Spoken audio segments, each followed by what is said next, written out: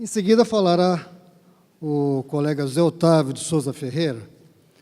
Ele é graduado em Direito pela Faculdade São Francisco, do Largo São Francisco, USP, pós-graduado em Processo pela Faculdade também de São Francisco, pela USP, mestre em Economia Social do Trabalho pela Universidade Estadual de Campinas, professor assistente do curso de pós-graduação da Escola Paulista de Magistratura, desembargador do Trabalho e ouvidor do TRT da 15ª Região, presidente do Colégio de Ouvidores do seu trabalho, desde abril de 2015, integrante do Comitê Regional do Processo Judicial Eletrônico. Com a palavra, o colega José Otávio.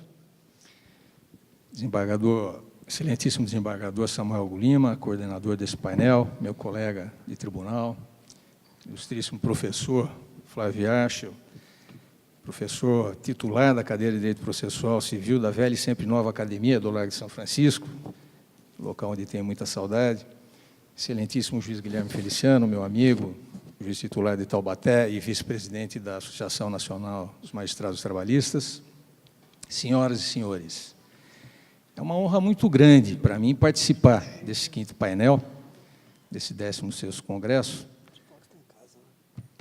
ao lado de tão ilustres professores. Eu não poderia iniciar essa minha fala sem deixar de agradecer a honraria e a distinção que me foi concedida pela Escola Judicial da 15ª Região, e o faço na pessoa de seu diretor, o excelentíssimo desembargador Francisco Alberto da Mota Peixoto Giordani. Também não poderia deixar de cumprimentar o Tribunal Regional da 15ª Região, na pessoa do seu presidente, o excelentíssimo desembargador Lorival Ferreira dos Santos, pelo brilhantismo desse evento. Bom, em um congresso como este, em um painel como este, onde 3 painelistas falarão sobre o mesmo tema, eu já peço de antemão desculpa se repetirei algumas ideias ou alguns conceitos que o professor, algumas matérias que o professor acabou de tratar, porque isso é inevitável. Mas a minha análise será uma análise muito mais dogmática, muito mais rasa, muito mais chata e comparativa com o processo do trabalho. Falar de alterações recentes do direito processual a uma plateia tão seleta e diversificada, composta de estudantes, professores, juízes, desembargadores, é uma tarefa desafiadora, no mínimo arriscada, considerando a experiência teórica e prática de todos os senhores. Farei apenas algumas reflexões sobre o tema proposto, para dividir com os senhores algumas dúvidas que gravitam sobre os operadores do direito e do processo do trabalho, surgidas com a vigência do novo Código de Processo Civil, decorrentes da sua aplicação supletiva e subsidiária em casos de omissão da CLT. Na área do processo do trabalho, na área do direito do trabalho, são muitas as críticas e divergências de opiniões a respeito do novo CPC. Não as repetirei aqui. Entretanto, tenho falado, quando tenho oportunidade, que, olhando para o conjunto da obra, eu penso que o novo Código trouxe avanços e melhorias indiscutíveis, inclusive para o processo do trabalho, dependendo de como e em que medida os seus operadores o aplicarão. Essas melhorias são perceptíveis, desde a reordenação sistemática das normas, vista com uma maior organicidade e funcionalidade, até a criação de novos institutos que aperfeiçoaram e inovaram a técnica de solução de conflitos e de construção de uma jurisprudência estável em busca de uma maior eficiência. O novo Código Processual, logo na exposição de motivos, explicita entre seus objetivos o de estabelecer expressa e implicitamente verdadeira sintonia fina entre as normas processuais e a Constituição Federal e criar condições para que o juiz possa proferir decisão de forma mais rente à realidade fática subjacente à causa.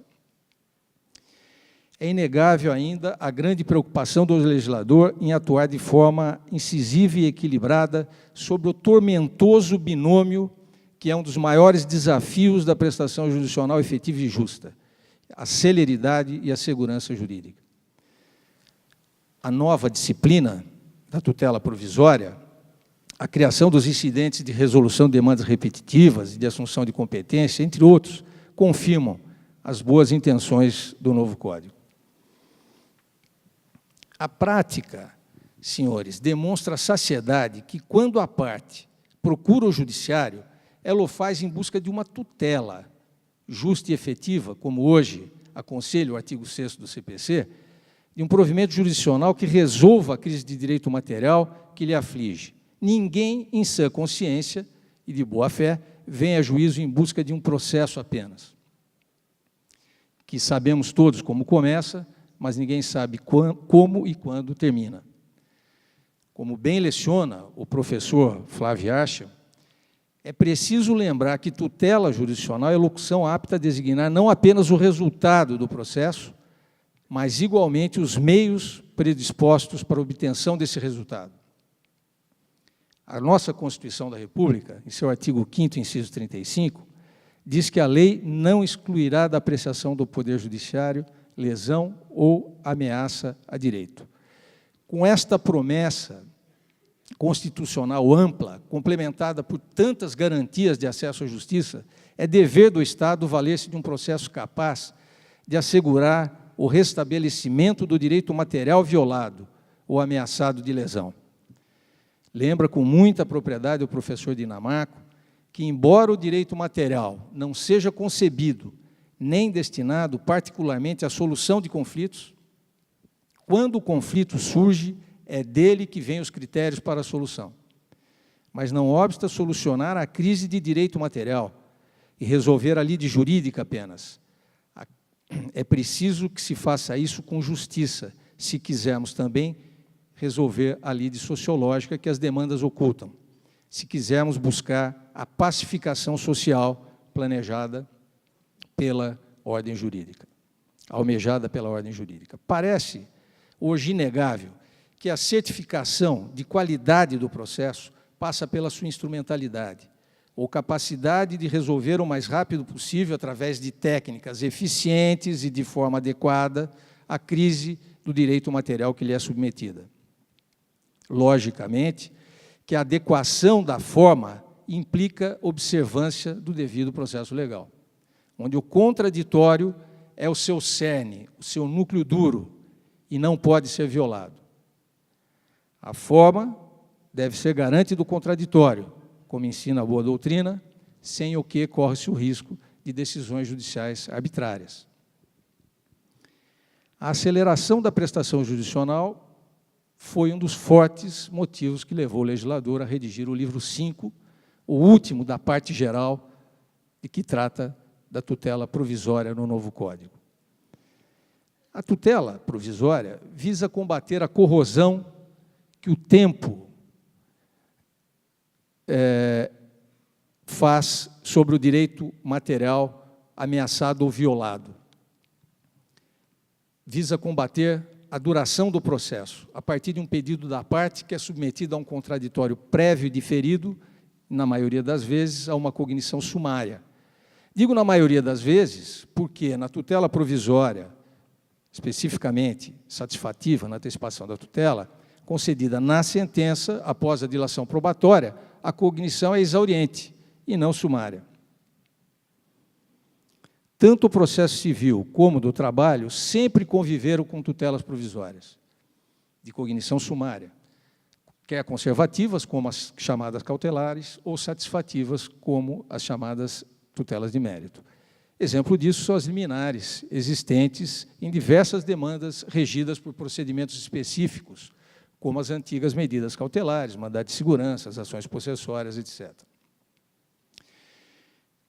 O professor Yarcher já disse com maestria o que ocorreu com as tutelas cautelares e antecipadas no novo Código. O legislador, desde a segunda reforma da legislação processual, em 2002, acabou criando as condições necessárias para uma marcha de unificação entre essas tutelas, o que ocorreu de forma definitiva, a meu ver, e apropriada, com o Código de 2015.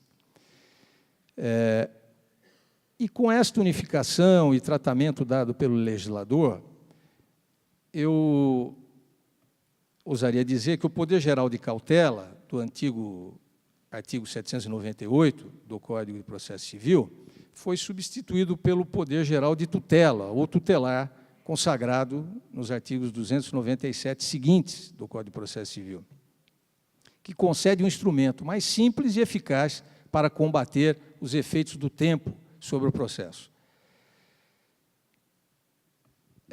Esta é uma matéria sobre a qual os operadores do processo do trabalho, eu diria, e esta matéria a que me refiro são as tutelas provisórias, os operadores do processo do trabalho em geral não têm nenhuma dúvida sobre a aplicação subsidiária do novo Código, não só pela omissão da CLT a respeito, como também pela compatibilidade do Instituto, e também pelo fato do TST já ter deixado claro na Instrução Normativa 39/2006, em seu artigo 3º, inciso 6, que se aplicam ao processo do trabalho os artigos 294 a 311 do novo CPC, ou seja, todo o livro 5º da parte geral.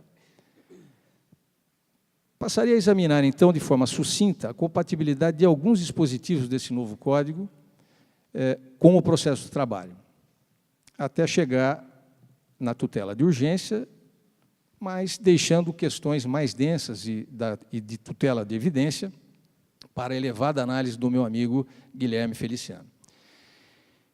O Código de 2015 dividiu, como o professor disse, a tutela provisória, segundo seu fundamento, em tutela de urgência e de evidência, logo em seguida, no parágrafo único, subdividiu a tutela de urgência em cautelar e antecipada. E, no artigo seguinte, dispensou o pagamento de custas para as tutelas urgentes e incidentes.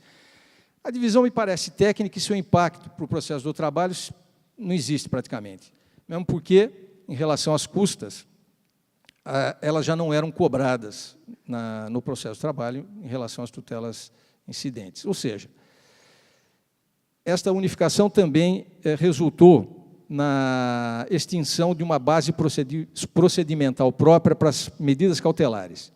E aqui, nos processos trabalhistas tramitados em autos físicos, mesmo antes da reforma de 2002, não era raro a concessão de tutela cautelar incidental sem base procedimental própria, através de simples peticionamento nos autos principais.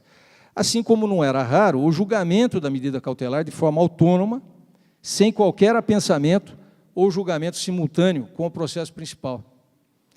E aquilo que se afigurava como uma certa impropriedade da praxe trabalhista parece hoje ter virado lei. Mas dessa extinção de base procedimental própria para as medidas cautelares, eu já enfrentei um problema recente, pois uma das grandes utilizações das cautelares incidentes no processo do trabalho, todos nós sabemos que destina-se à busca de efeito suspensivo aos recursos ordinários, especialmente quando as sentenças confirmam ou contemplam antecipações de tutela. E o item 1, parte final da súmula 414 do TST, diz que a ação cautelar é o meio próprio para se obter efeito suspensivo a recurso. Ocorre que a 15ª Região da Justiça do Trabalho, há muito, já conta com o processo judicial eletrônico implantado em 100% das suas unidades judiciárias. E o PJE não tem fluxo próprio para as medidas cautelares, para a tramitação simplificada do pedido de tutela cautelar antecedente ou para aquele incidente formulado após a sentença, mas antes da distribuição do recurso no tribunal. Aliás, ao que sei, o processo judicial eletrônico ainda não dispõe de fluxo para muitas inovações legislativas contidas no novo Código de Processo Civil, aplicáveis ao processo do trabalho. O que fazer e como fazer? Olha, por enquanto, a receita é usar criatividade e expedientes para tentar driblar o sistema e, assim, evitar que configurações do processo eletrônico, previstas em normas internas e administrativas, impeçam a utilização da boa técnica processual prevista em lei. Neste caso concreto, que acabo de dizer, a saída foi receber a ação cautelar como uma petição, apreciar a decisão liminar, que foi remetida e anexada aos autos principais, e, em seguida, julgar extinto ou, então, processo cautelar eletrônico, sem resolução do mérito, para que nada ficasse pendente no sistema. Senhores, situações como essas deverão ocorrer ainda por um certo tempo, pois, além das mudanças implicarem na alteração de fluxos processuais, que apenas o Conselho Nacional de Justiça pode fazer, os cortes no orçamento da União, que atingiram o Poder Judiciário, e com muito mais truculência e desvio de finalidade o Judiciário Trabalhista, poderão retardar as mudanças necessárias, mesmo que autorizadas. Espero estar enganado. De regra, tanto no processo comum como no trabalhista, legitimado a requerer a tutela provisória será todo aquele que alegar ter o direito pretendido, autor, réu ou terceiros, intervenientes, tanto na ação como na reconvenção. Porém, convém lembrar que a jurisprudência trabalhista não admite todas as modalidades de intervenção de terceiros no processo do trabalho, razão pela qual os legitimados lá e cá não serão sempre os mesmos.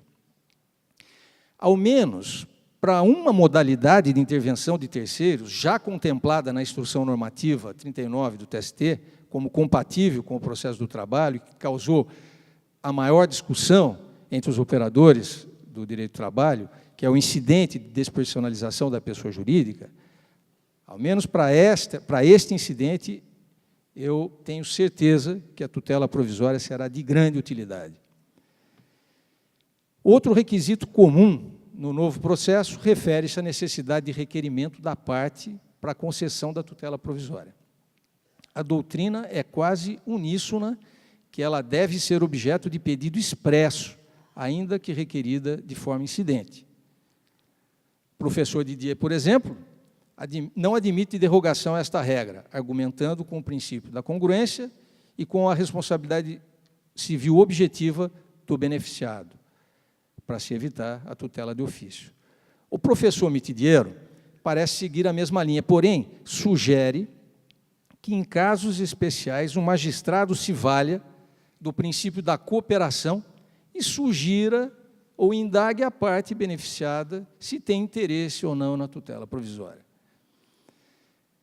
Penso que, embora esta deva ser a regra também para o processo do trabalho, os casos de perigo de dano iminente poderão merecer tutelas provisórias de ofício, com a responsabilidade objetiva de indenizar por conta da parte beneficiada, caso esta não se oponha à implementação da tutela, mas, reafirmo, apenas em casos de risco iminente. A interpretação a esta regra pode ser mais branda para as tutelas de natureza cautelar ou conservativas, em razão do interesse público que norteia o fim útil do processo, ou seja, a prestação jurisdicional efetiva. Mas é inafastável, repito, o dever de indenizar da parte requerente pelos danos materiais e processuais causados pelas tutelas de urgência nas hipóteses previstas no artigo 302 do novo Código. Portanto, é preciso cuidado para que a proteção prevista na norma não redunde em prejuízo de quem aparentemente tinha razão pela concessão precipitada de uma tutela de ofício. O artigo 296 do novo Código fala da conservação da tutela na pendência do processo e de sua possibilidade de revogação ou modificação a qualquer tempo. E o parágrafo único diz que ela conserva sua eficácia durante a suspensão do processo, salvo decisão judicial em contrário. A doutrina fortemente majoritária, e o professor Yerschel disse com proficiência agora exatamente isso, que eventual modificação pelo mesmo órgão julgador só deve ocorrer mediante alteração da situação de fato, que justificou o deferimento da tutela, por ocasião da sentença, ou por decisão judicial do órgão adquém, não por mero reconhecimento de equívoco do julgador. Mas isso porque o CPC, no seu artigo 1015, prevê o agravo de instrumento contra as decisões interlocutórias que versarem sobre tutelas provisórias, como bem disse o professor. E aqui começam a aparecer as distinções e problemas existentes entre processo comum e processo do trabalho. Pois aqui, no processo do trabalho, vigora o princípio da irrecorribilidade das decisões interlocutórias. Diz o artigo 893, parágrafo 1º da CLT, que os incidentes do processo são resolvidos pelo próprio juiz do tribunal, admitindo-se a apreciação do merecimento das decisões interlocutórias somente em recursos da decisão definitiva. Para contornar esse problema, na vigência do CPC revogado, o TST editou uma súmula, a súmula 414, que em seu inciso 2 diz que, no caso da tutela antecipada ser concedida antes da sentença, cabe a impetração do mandado de segurança, em face da inexistência de recurso próprio. É o reconhecimento do uso do mandado de segurança como sucedâneo recursal para este caso específico.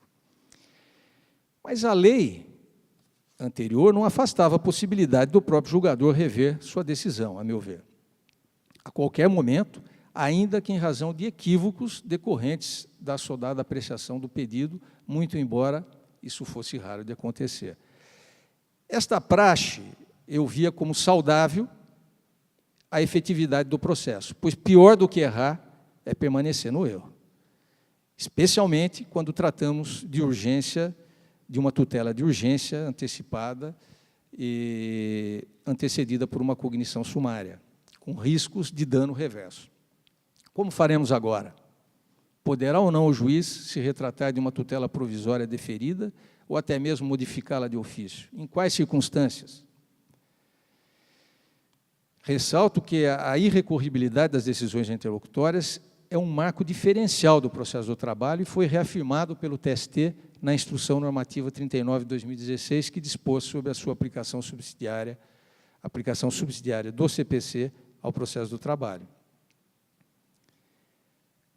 Mas esta diferença, como bem afirmou o professor Iacho, ensejará dúvida também no tocante à estabilização da tutela antecipada de urgência, como veremos adiante, porque está intimamente ligada à preclusão pró judicato. No tocante à fundamentação, até de forma desnecessária, o Código enfatiza que a decisão que conceder, negar, modificar ou revogar a tutela deverá ser fundamentada, de modo claro e preciso. Como bem falou o professor, as razões de decidir ganham um novo status com o novo Código, por força do novel sistema de precedentes adotado. Compreensível. O professor Bedak leciona com muita propriedade que motivar significa apresentar as razões por que se chegou a determinada conclusão. Não basta, evidentemente, a repetição de fórmulas vagas e imprecisas, vazias de qualquer conteúdo, como presentes ou ausentes os requisitos legais, verificada a ausência de perigo ou de prova. Essas afirmações expressam a conclusão do juiz, não os fundamentos pelos quais ele assim entende. Tem a parte o direito de saber por que os requisitos legais estão presentes ou ausentes. Não vejo qualquer incongruência com o processo do trabalho, ressaltando que o TST também já se antecipou nessa matéria, ao dizer no artigo 5º da aludida instrução normativa qual o seu entendimento sobre a exigência legal da fundamentação para as decisões judiciais no processo do trabalho. O artigo 297, seu parágrafo único, permite que o juiz se valha das medidas necessárias para efetivar a tutela provisória, observando-se as normas referentes ao cumprimento provisório da sentença no que couber. E o cumprimento provisório da sentença no Código de Processo Civil dá-se da mesma forma que o cumprimento definitivo, mediante regime próprio. E no processo do trabalho? Penso que, como a instrução normativa reconheceu a compatibilidade de todos os artigos do novo CPC que regulam a tutela provisória, contemplou a norma do artigo 297. Aliás, há muito tempo deveria ser aplicada ao processo do trabalho de forma subsidiária e supletiva a legislação processual civil atinente ao cumprimento definitivo e provisório da sentença, diante da evidente omissão e insuficiência das normas previstas na CLT para disciplinar a fase do cumprimento da sentença. Isso resolveria outras privações experimentadas pelo processo do trabalho, como aquela decorrente da não aplicação do artigo 475J, do antigo CPC, hoje o artigo 523, pois seria incongruente admitir a supletividade para o cumprimento da tutela provisória de cognição sumária e não admitir para o cumprimento definitivo da sentença de cognição exauriente, na maioria dos casos. Eventuais danos causados à parte desfavorecida serão reparados pela parte beneficiada, e a responsabilidade civil, nesse caso, é objetiva, devendo ser liquidada e satisfeita nos mesmos autos. Além disso, de uma maneira geral, no cumprimento provisório da sentença, pode o magistrado exigir caução, que será prestada nos mesmos autos para casos específicos previstos no inciso 4 do artigo 520. Em relação à competência, não há também novidade, né? Em primeiro grau, será competente o juiz que couber conhecer do pedido principal, e nos tribunais, o órgão competente para conhecer das ações originárias e do recurso. Especificamente em relação às tutelas provisórias de urgência, cautelares ou antecipadas, o legislador elegeu como requisitos para a sua concessão a probabilidade do direito, que é a fumaça do bom direito, o perigo de dano ou o risco ao resultado útil do processo, perigo da demora, a serem avaliados através de uma cognição não exauriente. Essa combinação da fumaça do bom direito, perigo e mora, na verdade, ela é uma combinação que deve, de uma maneira geral, estar presente em praticamente todas as liminares. E nas concessões de tutela de urgência, nós encontraremos de forma mais marcante o perigo da demora da tutela, ainda mais acentuado naquelas antecedentes, mas também é preciso que haja aparência convincente do bom direito. Já nas concessões de tutela de evidência, encontraremos de forma marcante a aparência do bom direito e nem sempre o perigo da demora. Os requisitos hoje previstos no caput do artigo 300 do CPC são assemelhados aos requisitos existentes no artigo 2731 do CPC revogado, porém mais brandos, como asseverou o professor Yarshall. Mas eu lembraria aqui que, na esteira da efetividade do processo, é inevitável aumentar os poderes do juiz. Óbvio que esses poderes não podem ser de tal forma que eles caiam na arbitrariedade, mas todo juiz, ou pelo menos assim espero, que, embora com esse abrandamento dos requisitos para a antecipação da tutela, que praticamente estão equiparados às medidas cautelares, o bom senso e a cautela que deve nortear a difícil missão de julgar acabe justificando esse avanço legislativo. Ao sopesar os males do tempo e a probabilidade do direito alegado, de um lado, e o perigo de dano de outro, deve o magistrado resolver a difícil equação denominada pelo professor Dinamarco de mal maior, ou, como chama o professor Humberto Teodoro Júnior, de dano reverso ou inverso, que, em última análise, implica em um juízo de proporcionalidade. Ou seja, é necessário perquirir se a tutela de urgência não causará à parte contrária um perigo de dano potencial superior àquele direito que se visa tutelar de forma provisória. E, nestes casos, o perigo da demora não será afastado, mas apenas deslocado de um polo ao outro da relação jurídica processual, fato que subverteria a intenção do legislador. Logicamente que esse juízo de ponderação deve ser feito também no processo trabalhista, e sua realização é quase sempre mais simples em razão da desigualdade econômica existente entre as partes. O Código também possibilitou a exigência de caução real ou fidejussória idônea para ressarcir os danos que a outra parte possa vir a sofrer no deferimento dessa tutela provisória, podendo a cautela ser dispensada, a caução ser dispensada, se a parte economicamente hipossuficiente não puder oferecê-la. Parece que esta exceção foi pensada para as lides trabalhistas, não acham? Quanto à irreversibilidade, tratada no terceiro e último parágrafo do artigo 300, o Código diz: a tutela de urgência de natureza antecipada não será concedida quando houver perigo de irreversibilidade dos efeitos da decisão. Porém, penso que, tanto no processo civil como no processo do trabalho, esta regra deve ser interpretada com base na equação do mal maior, e se a tutela de urgência vindicada, ainda que irreversível, for necessária para a satisfação de um direito de maior importância, em casos extremos e particularmente graves, deve o juiz conceder a tutela de urgência, sob pena de se consumar uma situação irreversível e danosa ao direito do autor, o que não seria justo.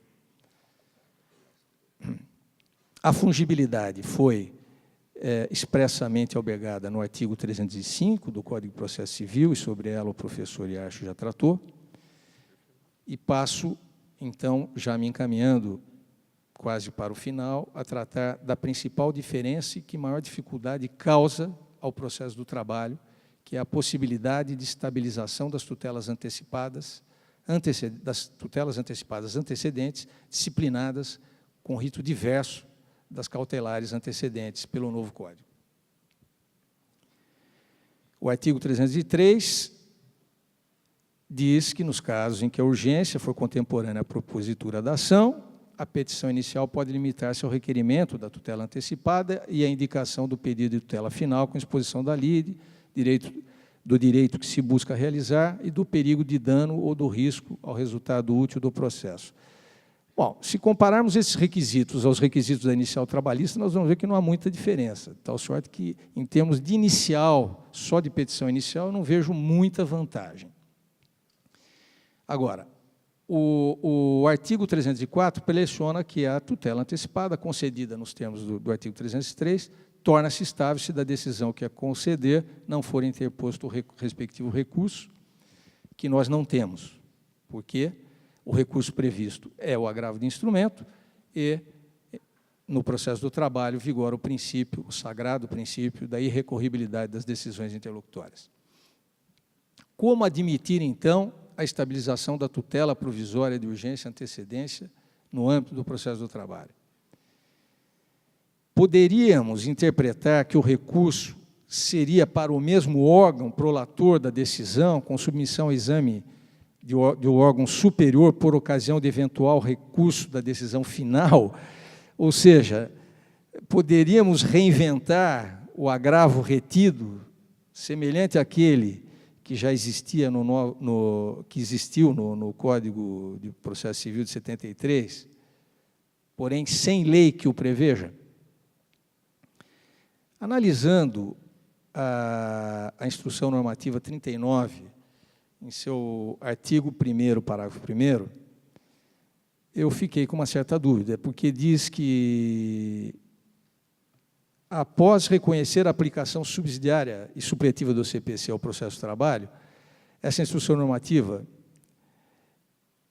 diz o seguinte: observar-se-á, em todo caso, o princípio da irrecorribilidade em separado das decisões interlocutórias, de conformidade com o artigo 893, parágrafo 1º da CLT e súmula 214 do TST. Todavia, nem o artigo 893, nem a súmula falam em recurso em separado. Eu estranhei, por que em separado? Se não tivesse alguém pensado na possibilidade de utilização do agravo retido, a criação do agravo retido, para justificar a antecipação da tutela.